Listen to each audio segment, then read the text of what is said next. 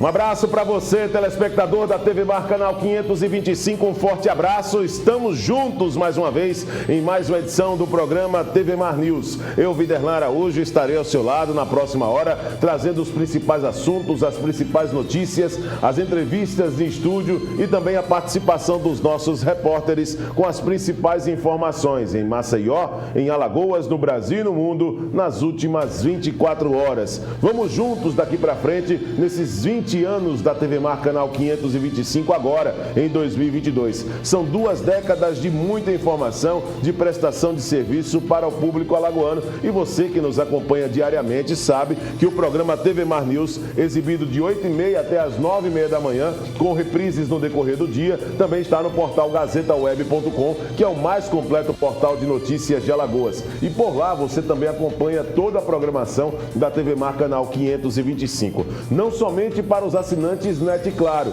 mas também para os internautas em qualquer ponto do planeta. Através da internet também você tem o aplicativo TV Mar, que pode baixar para seu smartphone e ter acesso a um amplo conteúdo na palma de sua mão. As nossas redes sociais disponíveis para sua interação também com a produção do programa, através do Twitter, do Facebook, do Instagram e no YouTube. Nós vamos ter o programa sendo também colocado, carregado na íntegra, e você pode se inscrever, dar aquele like, aquele joinha e acompanhar também cada atualização, que é diária, a atualização no nosso canal, também no YouTube, para você acompanhar os principais momentos dos nossos programas, em uma programação variada e genuinamente alagoana. Lembrando sempre que o programa TV Mar News é um oferecimento de Apivida, uma das maiores operadoras do Brasil.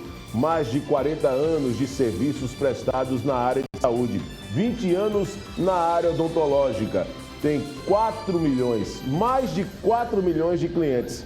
É, rapaz, uma das maiores operadoras do Brasil, que tem agora o menor preço. Então, pensou em cuidar da sua saúde, nada melhor do que Apivida. Saúde para valer, saúde inteligente, e pessoas inteligentes com Apivida garante segurança.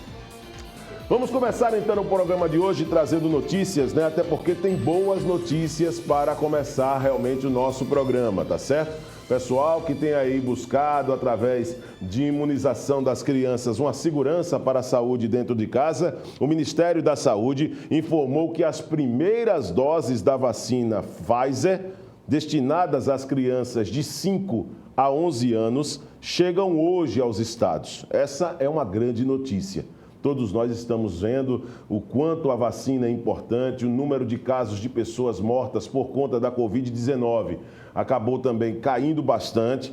A pandemia não acabou, tá? Mas o número de pessoas mortas por conta também da vacinação em massa da sociedade, isso tem diminuído, já é fato. E para as nossas crianças, o direito precisa ser o mesmo. Então, crianças de 11 a 5 anos, vacinas chegando hoje nos estados. Alagoas deverá receber, nessa primeira remessa, mais de 21 mil doses de vacina da Pfizer, que correspondem a 1,77% do total, e de 1,2 milhões de doses de imunizantes que chegaram ontem ao Brasil. As vacinas estão previstas para chegar a Alagoas às 10h40 da manhã. Daqui a pouquinho o programa exibido ao vivo às 8h30, reprise no decorrer do dia. Então quem acompanhar a nossa reprise já vai ter vacina aqui no nosso estado, se Deus quiser, tá? O anúncio foi feito pelo Ministério da Saúde. A Secretaria de Estado da Saúde informou que fará a distribuição das vacinas imediatamente, e a Prefeitura Municipal de Maceió afirmou que está com a estrutura pronta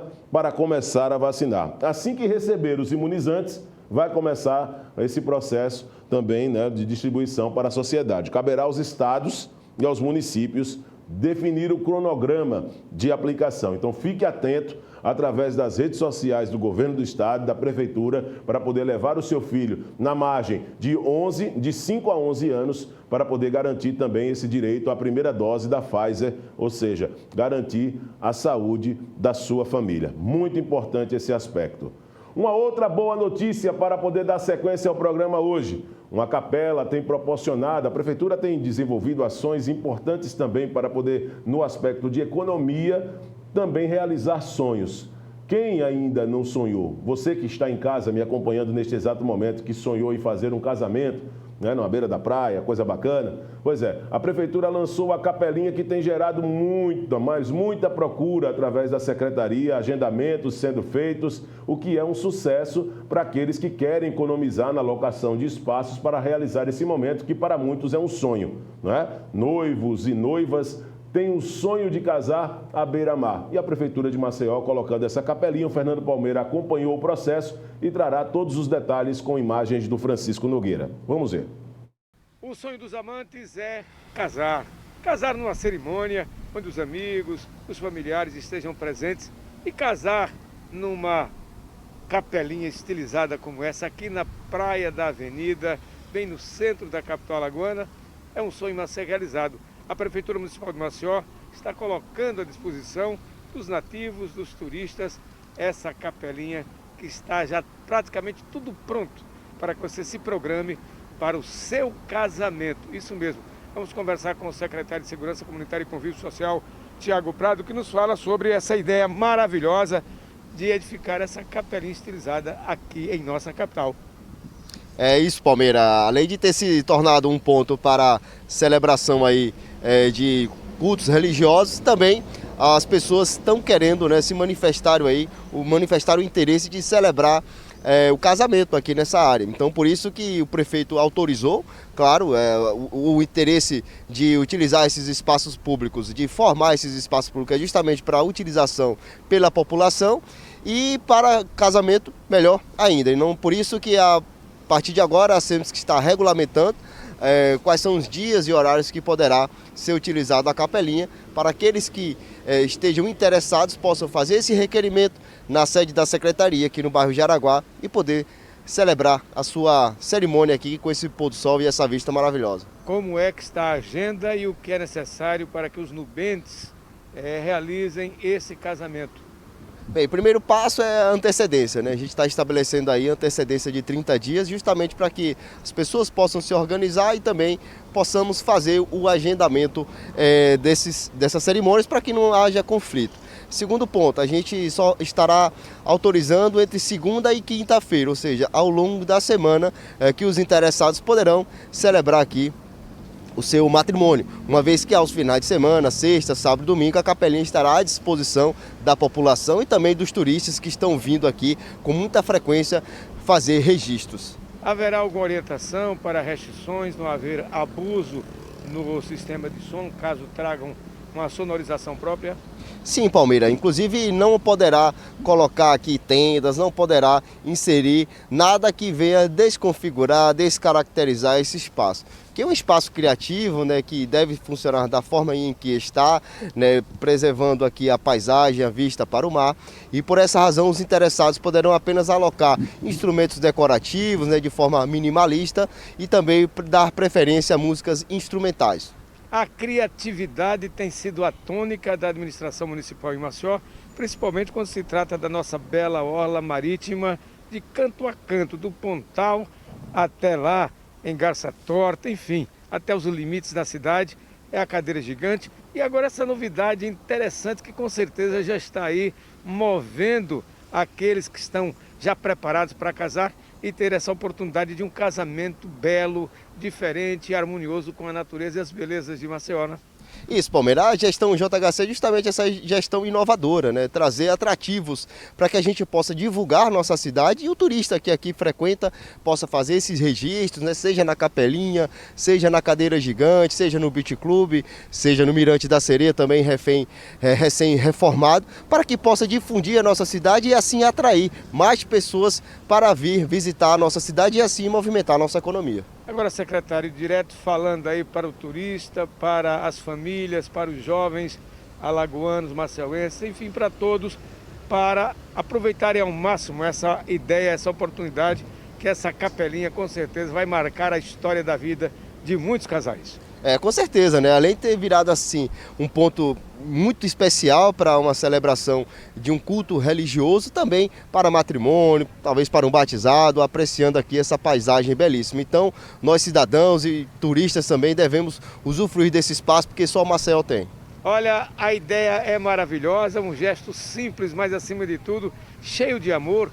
E nessas ideias fantásticas, com certeza, vai marcar a sua vida esse cartão postal aqui da avenida, essa capelinha, como a gente está chamando carinhosamente, e já sendo colocados aqui os bancos, rusticamente, de partes e coqueiros, enfim, para marcar a sua vida, o seu amor, um momento com certeza que será inesquecível aqui na capelinha da Praia da Avenida da Paz, no Jaraguá. De onde falou o Fernando Palmeira, quase mais de Chico Nogueira, para a TV Mar da organização Antônio Melo, canal 525 NET.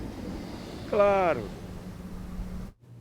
Volto a dizer, uma grande iniciativa da Prefeitura Municipal de Maceió. Parabéns ao prefeito JHC e todo o secretariado que tem realmente proporcionado situações importantes para os maceioenses e para os turistas ainda mais encantados, né, com a nossa beleza, com as situações relacionadas aos atrativos que Maceió muitas vezes coloca. Espero que o prefeito também possa intensificar na parte alta, naquela região também, nos bairros, né, de periferia, né, considerada periferia também, que acaba sendo importante esse tipo de situação, uma lembrança, né, muito forte também com ações como essa, e não somente ali na região litorânea. Acaba realmente contemplando todos, para todos os maceioenses, o mesmo direito. É muito legal essa situação.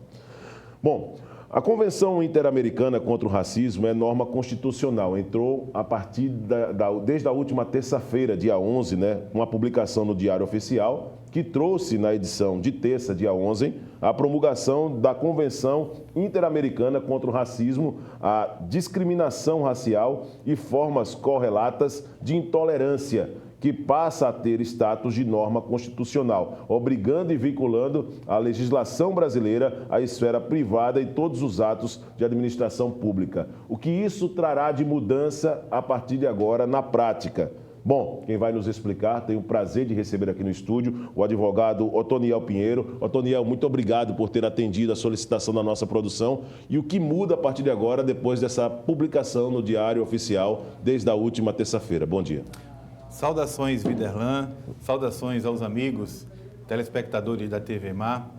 Pois bem, trata-se da Convenção Interamericana contra o Racismo, a Intolerância Racial, a Discriminação Racial, melhor dizendo, e outras formas de intolerância. Essa convenção, que é um tratado internacional, ela foi firmada no ano de 2013, no âmbito da OEA, Organização dos Estados Americanos, foi firmada lá na Guatemala. Foi aprovada pelo Congresso Nacional no começo do ano passado, no começo de 2021, e foi promulgada pelo presidente da República, publicada no Diário Oficial, na última terça-feira.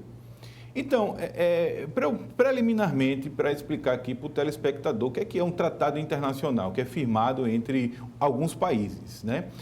No geral, os tratados internacionais, eles têm status de lei ordinária. Está aqui a Constituição, que é a Constituição Suprema, que comanda todo o ordenamento jurídico, todas as leis têm que obedecer às Constituições. E quando o tratado internacional ele é incorporado ao ordenamento jurídico brasileiro, ele tem status de lei. São tratados comerciais, por exemplo. Só que há 10 anos, há pouco mais de 10 anos, o Supremo Tribunal Federal passou o entendimento de que os tratados que vinculam direitos humanos, eles têm status supralegal, ou seja, ao incorporar os tratados internacionais de direitos humanos no Brasil, eles estão acima da lei, mas obrigados a respeitar a Constituição. E qual é a diferença nessa Convenção contra o Racismo? Repito, que passou a vigorar dentro do nosso ordenamento jurídico. É que ele foi incorporado pelo Congresso Nacional, segundo a regra do artigo 5º, parágrafo 3º da nossa Constituição. Eu vou explicar para o telespectador.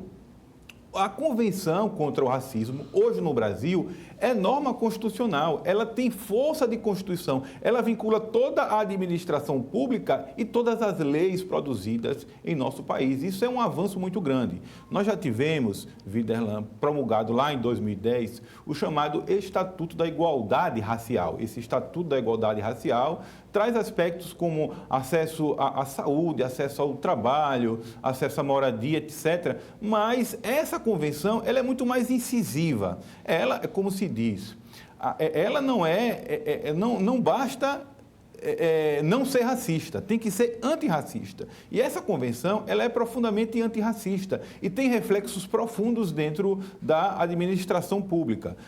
O que é, segundo ela, a questão da discriminação racial, que ela difere discriminação racial para o racismo. Então, o que é a discriminação racial? É o tratamento diferenciado, a inferiorização, a distinção em razão de raça, ascendência, cor e origem nacional ou étnica. Ela também dá um conceito inovador acerca do racismo aqui no Brasil.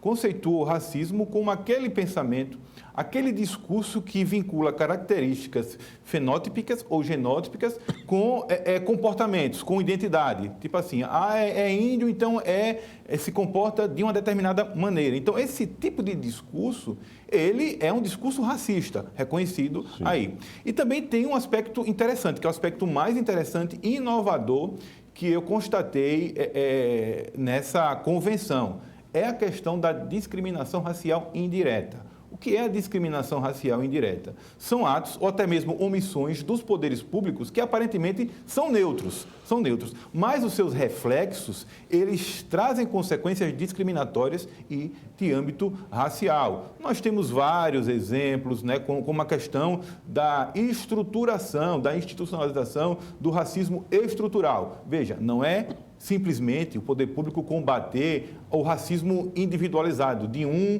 para outro indivíduo. É o racismo que está estruturado dentro da nossa sociedade, o racismo que provoca disparidades sociais dentro da sociedade. Enfim, essa convenção de direitos contra o racismo, ela obriga o Estado brasileiro a tomar uma série de medidas. Vamos citar outro exemplo, a questão da educação. O Estatuto da Igualdade Racial, ele diz que tem que ter aulas sobre a história da África, mas a questão da convenção, ele obriga muito mais, obriga que dentro da escola se combata o racismo para colocar na cabeça do jovem, como o racismo foi construído no Brasil. Estudar autores como Gilberto Freire, né, Caio Prado Júnior, Darcy Ribeiro, que dizem muito a respeito da história de violência que foi construída dentro do Brasil. Que deixar claro para os nossos jovens, já dentro da escola, essa obrigação do poder público, que o racismo não que o Brasil não é um país justo. Que o Brasil tem discurso por aí que falam que nós não somos racistas. Sim, o Brasil é um país racista e isso tem que ser deixado claro dentro da escola e dentro da sociedade. Concordo, Otoniel, com esse posicionamento quando nós muitas vezes colocamos obstáculos para não querer enxergar ou talvez nos apresentarmos, né, como racistas. Agora, falando a respeito dos benefícios, de fato, para casos considerados complexos no Brasil, o que é que agora nós vamos ter depois dessa convenção interamericana que foi publicada no Diário Oficial, como benefícios nesse quesito, Otoniel? Veja, a questão em primeiro lugar, e é o principal, é a obrigação do poder público, da União, dos estados e dos municípios, uma vez que é norma constitucional essa situação. Enfrentar esse racismo que está estruturado dentro do Brasil, para se perguntar, por exemplo, né, nós temos um fato. Aconteceu que na vacinação, a quantidade de vacinados brancos foi o dobro da quantidade de vacinados negros. Então, diante dessa constatação, por que a administração pública não faz uma pesquisa para poder averiguar onde é a problemática? A questão da violência também. É constatado que o percentual de negros mortos através da violência é muito superior ao percentual de negros na população, inclusive em confrontos com a polícia. Então, por que diante desses dados a administração pública não toma uma providência para resolver esse problema da violência? E, Viderlan, também tem essa questão dos discursos, né, que a administração pública tem que enfrentar os discursos de cunho racista. Vou citar vários exemplos, né? Grupos de WhatsApp, páginas de internet e, por que não dizer, discursos na própria mídia. Nós temos aí um grande veículo de comunicação nacional colocando aquele símbolo, né? CPF cancelado, numa clara alusão de que bandido bom é bandido morto. Isso tem cunho, obviamente, um cunho social, de discriminação social, que leva à consequência de uma discriminação racial, uma vez que essas vítimas dessas violências prioritariamente a população negra. Veja, esse discurso, né, por que não é um discurso racista? No meu entendimento, é um discurso claramente racista, essa história do CPF cancelado, uma vez que incentiva, por exemplo, os tribunais de exceção dentro, principalmente das periferias, né? O indivíduo, seja ele bandido ou qualquer situação, vai averiguar e vai sentenciar se o camarada é bandido ou não, vai executar e está legitimado por esse discurso do CPF cancelado. Então, é uma situação que a administração pública deve agora enfrentar, é norma constitucional e deve-se averiguar quais são os caminhos para se combater esse tipo de situação. Otoniel, é importante também agora, com o surgimento, na verdade, desse tratado, né, a obrigação de uma instalação de uma instituição nacional que será responsável, por exemplo, por monitorar o cumprimento daquilo que está sendo estabelecido, Otoniel? Muito boa pergunta, Viderlan. Essa questão da não só institucionalização de órgãos de caráter nacional para acompanhar o cumprimento desta Convenção contra o Racismo, que é norma constitucional. Também a elaboração de leis, também estudos a nível municipal, a nível estadual e a nível federal para acompanhar esse tipo de situação. Outro aspecto interessante, Viderlan, é o artigo 9º da Convenção, que fala a respeito dos estados partes, os estados americanos, respeitarem a proporcionalidade de cunho racial dentro da sociedade para se refletir dentro da política e dentro da universidade. Isso quer dizer que a questão das cotas raciais, ela passa a ser obrigatória, não é mais uma questão de discurso e de resolução política. Doutrinadores como o próprio Ferraioli, que é respeitadíssimo dentro do direito, já pregou que as cotas raciais, com a Convenção Interamericana, é situação obrigatória, que não cabe mais discussão. Otoniel, a respeito do comportamento da sociedade, pelo seu discurso, fica claro a falta de políticas públicas para poder também incrementar nas escolas, como você bem citou, situações importantes como essa. O que é que nós podemos fazer como representantes, você representando também, claro, uma classe, por ser advogado, tem uma gama realmente de pessoas que acompanham, que dão credibilidade àquilo que você coloca e nós também, como imprensa. O papel da imprensa é importante nesse momento para também ajudar na contribuição dessa mudança de comportamento do povo brasileiro? O papel da imprensa é fundamental no sentido de equalizar essas situações dentro da sociedade, equalizar discursos de cunho racial, equalizar essas situações de piadas. Veja, tem gente que faz piada com a religião afro. Tem gente que relaciona a questão da religião afro com até coisa do demônio, aquelas situações, e uma situação de uma construção histórica dentro do Brasil que a gente percebe que é claramente de cunho racista, de origem racista. Então, o papel da imprensa nessa questão do enfrentamento ao racismo também é determinante e também está englobado por essa questão da Convenção Interamericana contra o Racismo. Uma vez que é papel dela dar consciência à população de que é preciso enfrentar a questão do racismo através da nossa própria cultura, através da nossa forma de pensar, seja através de discurso, seja através de piadas, seja através da institucionalização do racismo, enfim, caracteriza um papel importantíssimo da imprensa, se não o principal, uma vez que está no dia a dia em contato com a nossa população.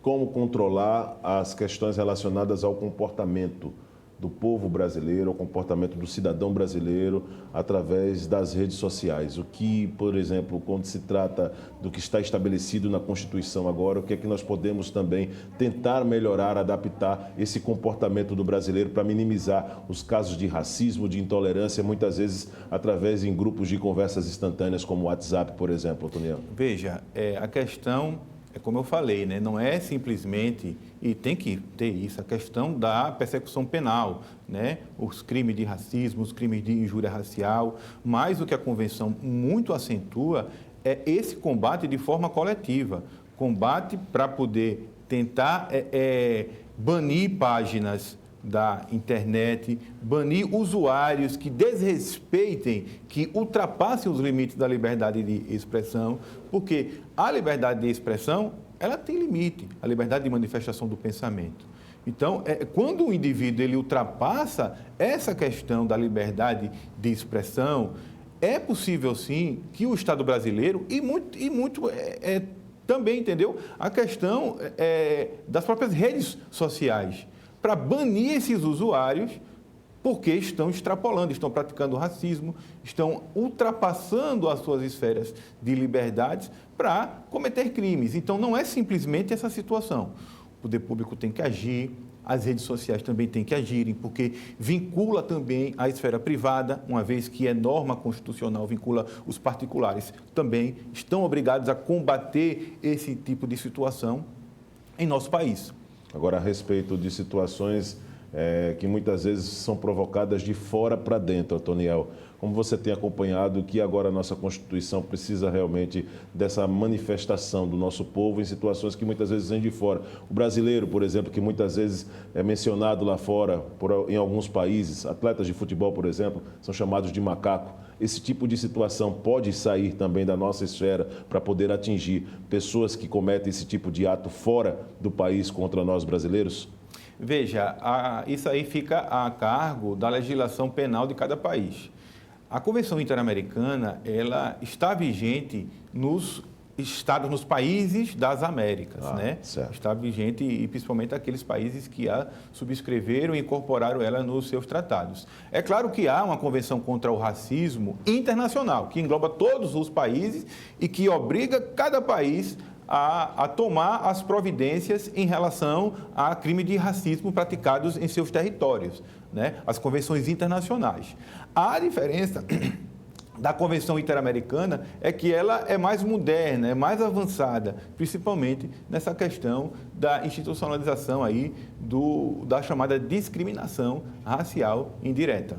Otoniel, gostaria de te agradecer em nome de toda a produção da TV Mar por essa aula, tá certo? E por estar propagando, né, essa situação que acaba sendo uma mudança, né, um start para todos nós, estabelecido agora pela Constituição, quando se trata da Convenção Interamericana contra o Racismo, que é norma constitucional desde a última terça-feira, dia 11, e gostaria de te deixar à vontade na câmera 2 para suas considerações. Muito obrigado e volte mais vezes aqui no programa.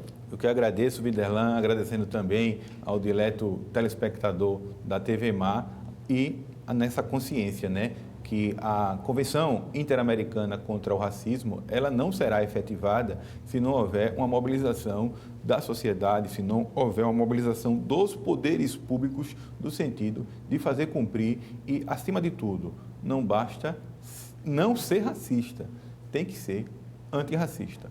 Um grande abraço. Com muito prazer, nós recebemos aqui no estúdio da TV Mar, canal 525, no programa TV Mar News desta sexta-feira, o professor, doutor em Direito, Otoniel Pinheiro, falando exatamente da Convenção Interamericana contra o Racismo, que passou a ser norma constitucional desde a última terça-feira, dia 11 de janeiro. Nós vamos agora a um rápido intervalo. Na volta, o TV Mar News vai trazer ainda muitos outros assuntos na sequência do programa. Voltamos já.